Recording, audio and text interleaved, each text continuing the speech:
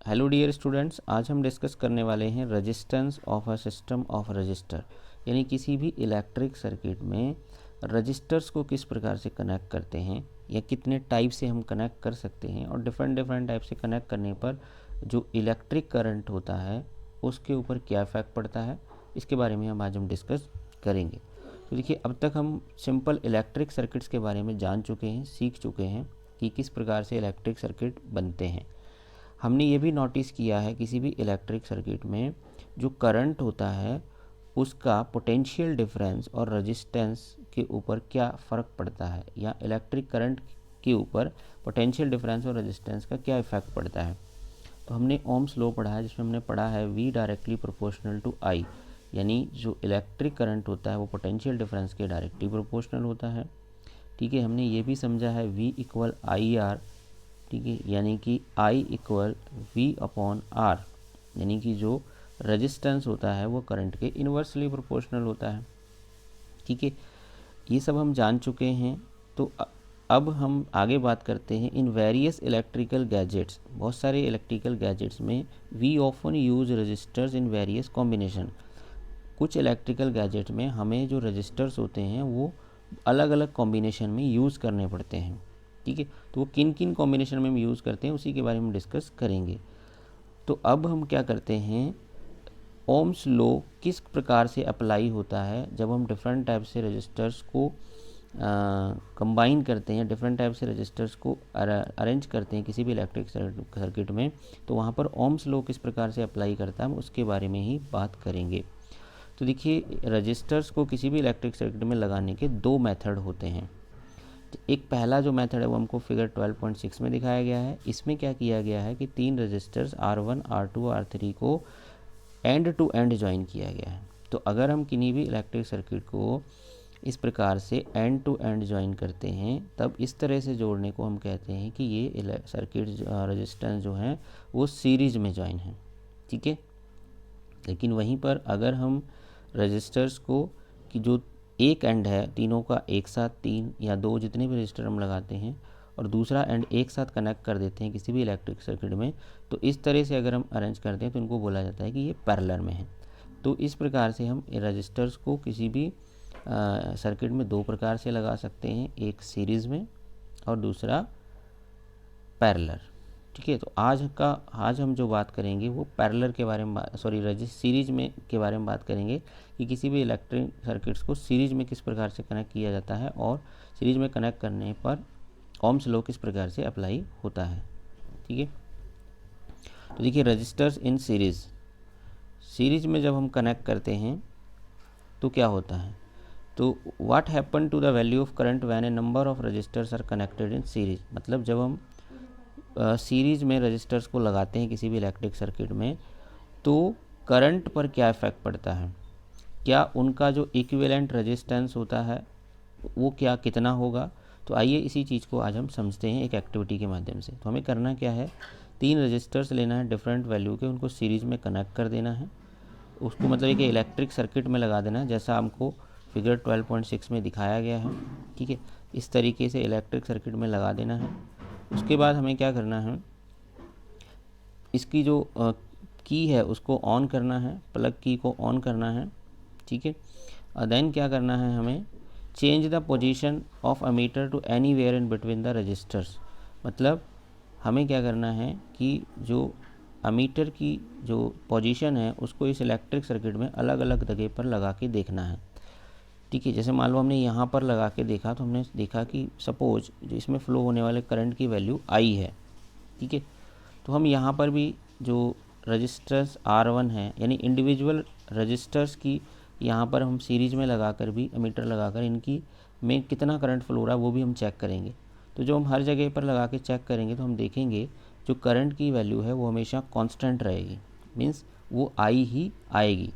ठीक है, अगर इस के थ्रू I करंट फ्लो हो रहा है तो हर जगह पर करंट की वैल्यू क्या रहेगी, I रहेगी। ठीक है, अब हमें नेक्स्ट एक और एक्टिविटी दी गई है 12.5। इसमें क्या है, हमें पोटेंशियल डिफरेंस के बारे में देखना है। तो अब हमें क्या करना है, वोल्टामीटर लेना है। ठीक है, वोल्टामीटर को क्या करना है, हमें सबसे पहले हमने यहाँ पर X और ये जो Y है यहाँ पर लगा के चेक करना है। तो जो हम यहाँ पर लगा के चेक करेंगे तो मान लेते हैं कि टोटल जो पोटेंशियल डिफरेंस आता है इस इलेक्ट्रिक सर्किट का वो V आता है। अब हम इंडिविजुअल रजिस्टर्स पे इस तरह से, जैसा आपको दिख रहा है, इस तरह से पोटेंशियल वोल्टमीटर लगाकर इनका पोटेंशियल डिफरेंस चेक करेंगे तो हम देखेंगे हर रजिस्टर्स का अपना एक पोटेंशियल डिफरेंस आता है। सपोज़ R1 का V1 आता है, R2 का V2 आता है और R3 का V3 आता है। ठीक है, तो अब इससे हमें क्या समझ में आता है कि you will observe that potential difference V is equal to the sum of potential difference V1, V2, V3। यानी कि हमने जो तीनों रजिस्टर्स का पोटेंशियल डिफरेंस निकाला V1, V2, V3, वो हमेशा इस इलेक्ट्रिक सर्किट के टोटल पोटेंशियल डिफरेंस V के इक्वल होगा। यानी कि V जो होगा वो V1, V2, V2 और V3 के सम के बराबर होगा। The potential difference across combination of resistance in series, मतलब जब हम रजिस्टर्स को सीरीज में लगाते हैं तो उस इलेक्ट्रिक सर्किट का जो पोटेंशियल डिफरेंस होता है वो उस सीरीज में लगे हुए रजिस्टर्स के इंडिविजुअल पोटेंशियल डिफरेंस के सम के बराबर होता है। ठीक है, ये बात समझ में आ गई हमको। अब देखिए, मान लेते हैं कि जो हमने ये इलेक्ट्रिक सर्किट लिया था, यहाँ पर जो टोटल करंट फ्लो हो रहा है वो I हो रहा है सर्किट के थ्रू। ठीक है, और हर रजिस्टर के थ्रू भी करंट का फ्लो क्या हो रहा है, I हो रहा है। तो अब हम क्या कर सकते हैं, it is possible to replace the 3 resistors, मतलब अगर हम तीनों रजिस्टर R1, R2, R3 को रिप्लेस करना चाहें जिससे कि हमारे इस इलेक्ट्रिक सर्किट के थ्रू फ्लो होने वाले करंट I की वैल्यू और पोटेंशियल डिफरेंस V की वैल्यू चेंज ना हो, तो हमें कितना रजिस्टर लेना पड़ेगा। तो वो रजिस्टर हमें इन तीनों के सम के बराबर लेना पड़ेगा। यानी कि मान लेते हैं हमें R रजिस्टर लेना पड़ेगा। R रजिस्टर लगाकर हम इन तीनों रजिस्टर्स को रिप्लेस कर सकते हैं, R1, R2, R3 को। ठीक है, then according to Ohm's law क्या हो जाएगा, V इक्वल IR। ये तो हम जानते हैं ओम्स लॉ क्या होता है, V इक्वल IR। तो ओम्स लॉ को अप्लाई करने पर, on applying Ohm's law 3 register separately, अगर हम तीनों रजिस्टर पर सेपरेटली ओम्स लॉ लगाते हैं तो अगर V इक्वल IR है तो V1 इक्वल क्या हो जाएगा, IR1, V2 equal IR2, V3 equal IR3।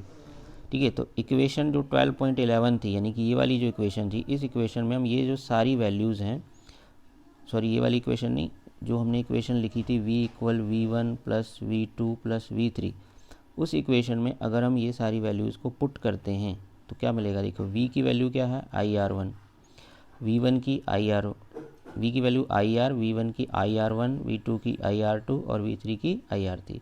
तो यहाँ से हमने क्या किया, I कॉमन आ जाएगा तो I से I कट जाएगा, तो R इक्वल क्या बचेगा, R1, R2, R3। तो यहाँ पे S लिखा हुआ है, इसका मतलब है रजिस्टर्स इन सीरीज। मतलब अगर हम किसी भी इलेक्ट्रिक सर्किट में सीरीज में रजिस्टर्स कनेक्ट करते हैं तो उसमें लगे हुए सभी रजिस्टर्स का जो सम होता है, ठीक है, वह क्या होता है, तीनों के टोटल के बराबर। मतलब उस रजिस्टर का जो टोटल रेजिस्टेंस होता है वो उसमें लगे हुए रजिस्टर्स के सम के बराबर होता है। ठीक है, मान लो किसी इलेक्ट्रिक सर्किट में 3 रजिस्टर लगाए हमने, R1, R2, R3, तो इन तीनों का जो टोटल होगा वो इस इलेक्ट्रिक सर्किट के टोटल रेजिस्टेंस R के बराबर होगा। ठीक है, तो इस चीज़ का हम यूज़ करते हैं, इस फार्मूले का यूज़ करते हैं। ये आपसे जब क्वेश्चन पूछा जाएगा कि भाई एक इलेक्ट्रिक सर्किट है, ठीक है, उसमें 3 रजिस्टर्स लगे हुए हैं, मान लो एक 1 ओम का है, दूसरा 2 ओम का है और तीसरा 3 ओम का है, तो बताइए इस इलेक्ट्रिक सर्किट का टोटल रेजिस्टेंस कितना हुआ। तो R1 की वैल्यू कितनी, 1, R2 की 2, R3 की 3, तो R बराबर क्या पढ़ा हमने, R1 प्लस R2 R3, तो 1 प्लस 2 प्लस 3, तो टोटल कितना हो गया, 6। तो यानी उस इलेक्ट्रिक सर्किट का टोटल रेजिस्टेंस जो है वो 6 ओम है। तो इस प्रकार से ये जो फॉर्मूला है ये अप्लाई होता है। ठीक है, तो ये आज हमने सीखा कि रजिस्टर्स को सीरीज में कनेक्ट करने पर क्या इफेक्ट पड़ता है पोटेंशियल डिफरेंस और इलेक्ट्रिक करंट पर। नेक्स्ट वीडियो में हम बात करेंगे कि रजिस्टर्स को पैरेलल कनेक्ट कैसे किया जाता है, उसके बारे में डिस्कस करेंगे। तो मिलते हैं नेक्स्ट वीडियो में। Thank you so much.